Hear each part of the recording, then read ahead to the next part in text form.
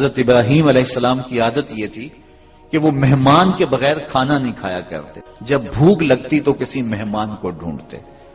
جو کھانے ہم کھاتے ہیں ضرورت کا کھانا پیٹ بھر کے کھا لیں اور ضرورت کا پانی پیٹ بھر کے پی لیں اور ضرورت کا لباس اور ضرورت کا مکان، ان چیزوں کا حساب نہیں ہوگا.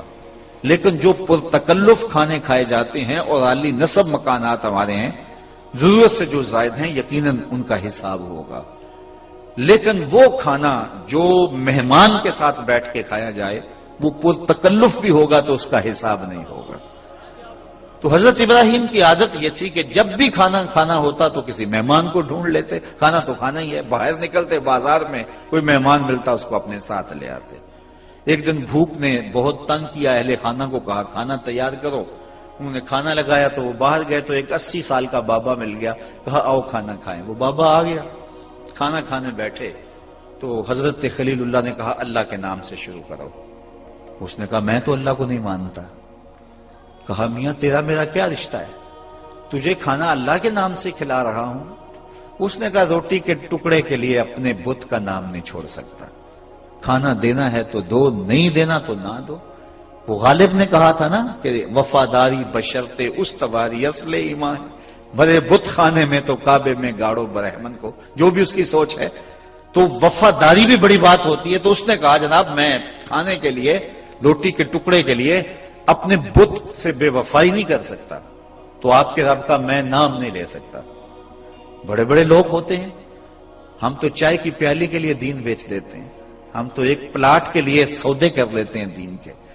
لیکن وہاں کیا اس نے کہا میں بت کا نام نہیں چھوڑ سکتا. حضرت ابراہیم نے کہا اگر تو اپنے جھوٹے معبود کے لیے اتنی غیرت رکھتا ہے تو پھر میں بھی رب کے نام کے علاوہ تجھے کھانا کھلانے کے لیے تیار نہیں ہوں. اس نے کہا نہ کھلاؤ، اٹھ کے چلا گیا. وہ بابا اٹھ کے چلا گیا تو جبریل حاضر ہو گئے. اے ابراہیم تو نے میرا ایک بندہ ناراض کر دیا. رب کا سندیسہ آ گیا، رب کا پیغام آ گیا. یا اللہ وہ تیرا بندہ تھا جس کو تیرا نام لینا بھی گوارا نہیں تھا. کہا ابراہیم اس کی عمر کتنی ہوگی؟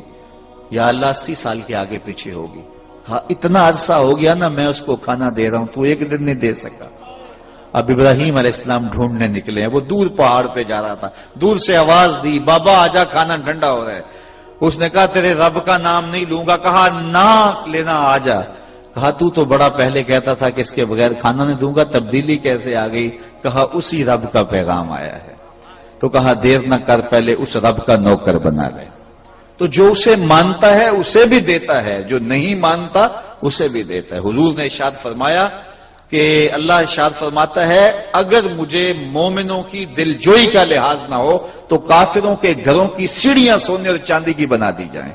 لیکن یہ کہیں گے ہم تو بہت ہی مار دیے گئے. پہلے اقبال نے کہا تھا نا مومن کو دی گئی، کافر کو دی گئی حور و قصور، اور مومن کے لیے فقط وعدہ حور. تو کہا کہ ان کو اتنا دیا جائے کیونکہ ان کا حصہ ہی دنیا پہ ہے اور مومن کا حصہ آخرت میں ہے. تو جو اسے مانتا ہے وہ اسے بھی دیتا ہے، جو نہیں مانتا اللہ اسے بھی دیتا ہے، کیونکہ وہ رب العالمین ہے. الحمدللہ رب العالمین. تمام خوبیاں اس رب کے لیے، اس اللہ کے لیے جو تمام جہانوں کا پالنے والا ہے. حمد کسی کی اختیاری خوبی کو کہتے ہیں اور اللہ تعالیٰ جل شانہ کی خوبیاں غیر اختیاری نہیں ہیں، اس کی اختیاری خوبی ہیں، اس لیے اس کو حمد زیبا ہے. اللہ اکبر. تمام خوبیاں، تمام اوصاف حمیدہ اللہ کے لیے. یہ الف لام استغراق کا ہے یا جنس کا ہے؟ یعنی اگر استغراق کا معنی یا جنس کا معنی، دونوں صورتوں میں معنی یہ ہوگا کہ ہر وہ خوبی جسے خوبی کہا جا سکتا ہے، جس پر خوبی کا اطلاق ہو سکتا ہے، وہ اللہ کے لیے ہے. اور اگر اس کو استغراق کا مان لیا جائے تو پھر معنی یہ ہوگا کہ خوبی کی جتنی بھی قسمیں ہیں اور جتنی بھی صورتیں ہیں اور جتنے بھی افراد ہیں، سارے کے سارے اللہ کے لیے ہیں. یعنی ہر جنس خوبی اللہ کے لیے ہے اور ہر قسم خوبی اللہ کے لیے. وہ ڈائریکٹ خوبی اللہ کی بیان کی جائے پھر بھی اللہ کی ہے، اور اگر وہ کسی اور کی جائے تو خالق کی خوبی ہوگی تو پھر بھی وہ اللہ کی خوبی ہے.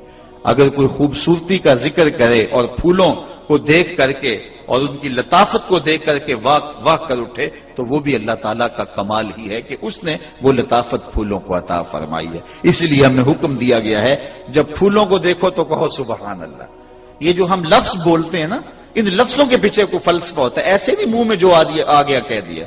جب پہاڑ کو دیکھو تو کہو اللہ اکبر، سمندر کو دیکھو تو کہو اللہ اکبر، اور پھول کو دیکھو تو کہو سبحان اللہ. کیوں؟ اس لیے کہ جب پھول کو دیکھا تو اس کی لطافت اور اس کی خوبصورتی اترنے لگی تو کہیں دل الجھ نہ جائے کہ یہ کتنا خوبصورت ہے. کہا اب بولو سبحان اللہ، یہ نہیں میرا رب کتنا سونا ہے جس نے اس کو پیدا کیا. تو وہاں سبحان اللہ کہنے کا حکم ہے. اور پہاڑ کو دیکھا تو اس کی ہیبت ذہن میں بیٹھنے لگی. اتنا بڑا سمندر کو دیکھا تو تا حد نظر پھیلا ہوا جہاں نظر آیا تو دل میں ہیبت بیٹھنے لگی. اتنا بڑا. کہا اب بول اللہ اکبر، میرا اللہ سب سے بڑا ہے. تو پہاڑ کو دیکھ کے اللہ اکبر کہنے کا حکم دیا گیا، پھول کو دیکھ کے سبحان اللہ کہنے کا حکم دیا گیا، تاکہ بندے کی نظر الجھ نہ جائے اور اپنے رب کی طرف بندہ متوجہ رہے. تو الحمدللہ تمام خوبیاں اللہ کے لیے. اللہ اکبر، یہ اس کا اس میں ذاتی، اس پہ بحث ہو چکی.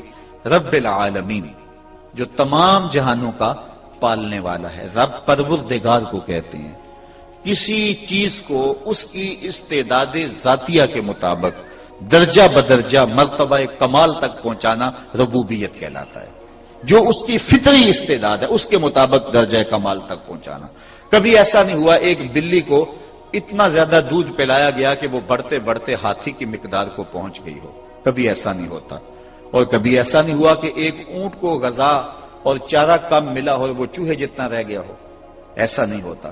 کبھی ایسا نہیں ہوتا کہ ایک گلاب کے پودے کو اتنی کھاد ڈال دی گئی ہو کہ وہ بڑھتے بڑھتے برگد کے درخت جتنا ہو گیا. اور کبھی ایسا نہیں ہوا کہ برگد کا ایک درخت ہے اس کو کوئی غذا کم ملی ہو تو وہ بالکل چھوٹا سا جو ہے وہ پودا رہ گیا ہو. جو اس کی فطری استعداد ہے اس کے مطابق اس کو مرتبہ کمال تک پہنچانا یہ ربوبیت ہے. اور جو اس کی ضرورت ہے اس کے مطابق اس کو باہم پہنچانا یہ ربوبیت اور یہ رب کی شان ہے. اور ہر شے کو جو اس کی ضرورت ہے اس کو باہم وہ پہنچا رہا ہے اور یہ اس کی شان ربوبیت ہے. ایک جانور ہے ہنس، وہ سچے موتی لیتا ہے کھاتا ہے. اور سچے موتی اگر آپ کو دوائی میں استعمال کرنے پڑ جائیں تو آپ پنساری کے پاس جائیں تو آپ لاکھوں روپے دے کے لیتے ہیں، پھر بھی بعض اوقات یقین نہیں ہوتا کہ یہ صحیح ہیں یا نہیں صحیح ہیں. تو وہ تولوں اور ماشوں میں ملتے ہیں اور پھر بھی ہم یقین نہیں کر رہے ہوتے جبکہ لاکھوں روپے بھی اس پہ خرچ کر رہے ہوتے ہیں. تو ہمیں تولوں اور ماشوں میں میسر نہ آئیں اور دنیا کے اوپر لاکھوں پرندے ہنس روزانہ پیٹ بھر کے صبح بھی کھائیں، شام کو بھی کھائیں، دوپہر کو بھی کھائیں اور رب روزانہ ان کو عطا فرمائے. یہ اس کی ربوبیت ہے. یہاں تو پاؤ بھر گوشت لینا ہو تو سارا دن مزدوری کرنا پڑتی ہے اور شیر روزانہ پیٹ بھر کے کھاتا ہے، چیتا روزانہ پیٹ بھر کے کھاتا ہے، اللہ روزانہ ان کو بام پہنچاتا ہے. جس کی جو ضروریات ہیں اللہ تعالیٰ جل شانہ ان کو پہنچاتا ہے.